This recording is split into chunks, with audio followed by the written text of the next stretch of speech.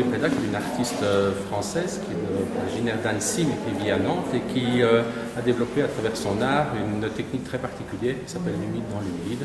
C'est-à-dire qu'elle détrempe littéralement son papier lorsqu'elle travaille et elle a une suspension d'eau dans laquelle elle dépose des pigments pendant plusieurs heures jusqu'au moment où ces pigments se posent et elle intervient à ce moment-là à travers ces brouillards de couleurs qui ont été composés pendant cette préparation et elle dépose de l'eau dans ces brouillards. Et c'est l'eau qui écarte les pigments et qui laisse naître le sujet, qui laisse apparaître les différents volumes. Et lorsque c'est terminé, lorsque c'est sec, c'est fini, on ne peut pas retoucher son œuvre.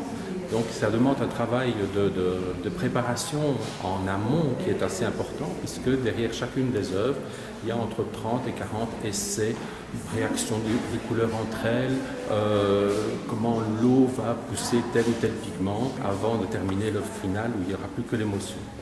Merci. Voilà.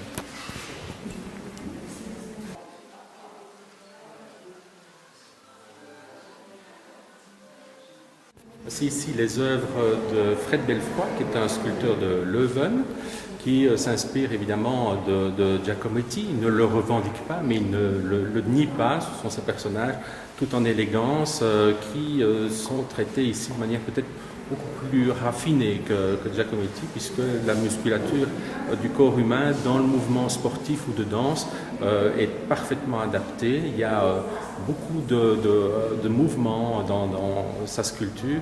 C'est un artiste qui a une reconnaissance importante et qui remercie à travers son art les différents mérites sportifs des provinces du Brabant et d'Anvers depuis 1972.